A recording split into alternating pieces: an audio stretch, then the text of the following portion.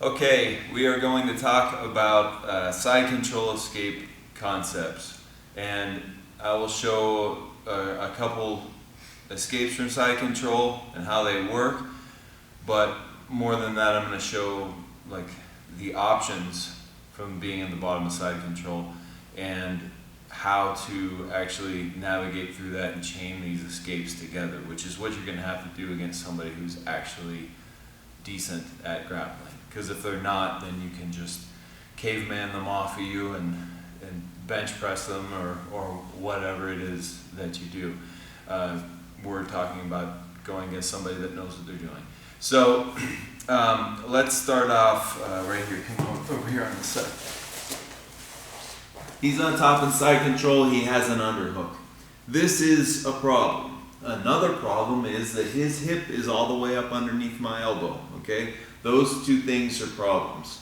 What I would like to do lots of times is just, and here, let's turn a little bit. If he allows me, it's really easy for me to put my elbow down to the mat, frame right here, and then I do my standard Bridging hip escape, get my knee there, come up and get my guard back. But in a real situation against someone who's decent, his head's gonna be here, he's tucking. It's hard for me to get my forearm across his throat, okay? And so many times he's underneath this elbow and it's hard for me to get that. So I need to address this, okay? First things first, no matter what you're doing with side control escapes, you want to get this elbow to the mat. So if I can't get to the mat because he's this deep in on me, I might need to even pull here for a second and drop that elbow to the mat. I'm actually going the wrong way for a moment. I don't want to do this because then I'm really exposing myself. What I want to do is just for a second, turn and bring that elbow back to the mat. Okay, so again, let's go here for a second. Getting the elbow here, turn, elbow to the mat. Now, what I want to talk about mostly in this video is the differences between being able to come here and not, okay? So if he's way up here on me and his head is tucked here, I'm going to have a hard time getting this. Even if I get my elbow to the mat, I'm going to have a hard time getting my forearm across his neck. So if that's the problem, guess what? He's so high, I can freely move my hips now, okay? If I can freely move my hips, I can swing and start working to get my guard back. What happens if he's down here and this elbow that is like a post right here just stopping me? I can't freely move my hips. I can't do that. Well, what can I do? I can now get this frame. I don't need to have this perfect forearm against the throat thing. That happens in a lot of instances, but I don't necessarily need that. Put the hand on the shoulder and just start framing right here. All right? This elbow comes to the mat, I start framing. Now, I can use this to assist my hips in blowing through this post of his. Here, knee comes up, and now what's a really important thing? Start bringing this top knee in to get your leg back. So, there's two issues going on. Either one, I try to move my hips and I can't because his post is blocking me. So I get my elbow to the mat, frame, blow through it, get my guard back. The other issue is he's up here. I go to get my elbow to the mat, that's near his hip, it's great, I did it, but I go to frame here, I can't even get my hand in here. Swing, start working yourself back. Now, the general response that a good person has when you start getting that bottom knee in is they're gonna sit out. So if they sit out, then there's something that you can go to here with as well. So let's say I was able to get this and this, perfect.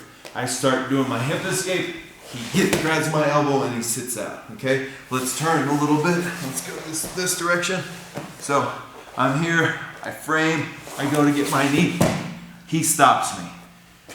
That sucks but it doesn't mean we don't have anything that we can do from here. I need to free this elbow again. As much as I can help it, I want this elbow to be close to the mat, or at least close to my body. All right, so if he lifted this elbow and was good about trapping it, I need to try to get that back, and I'm gonna start by pushing here. I'd like to overlap here if I can, get my elbow in close, and now I'm gonna start walking my hips against this posted elbow of his. And I start walking, walking, walking, and now this is when I do my hip switch. And now I'm in side control. Okay, again, let's go over here. I go to get my side control escape going, he sits out, oh man, that sucks, elbows in, tight. Frame here, don't straight arm just yet. Just be here, keep you want his body to stay sideways vertical, if that makes any sense. I don't want him to get back to here, I want him to be here. So I start walking, walking, walking. Now I get side control.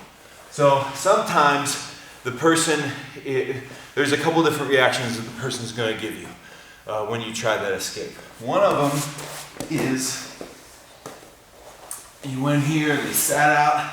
One is you start walking and they want to keep their hip down, okay? So as you go to do it, they go to keep their hip down, and that's when this really starts to work. Just by keeping this straight arm here, I can go switch or switch my hands and get on top, start looking for submissions or just control position.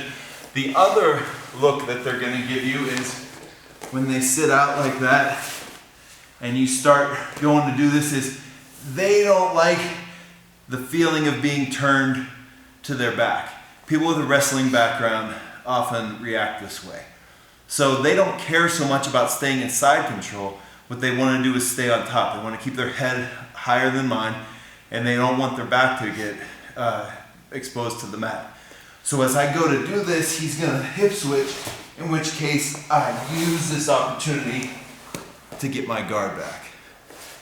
So chaining these three things together is something you're going to want to do, all right?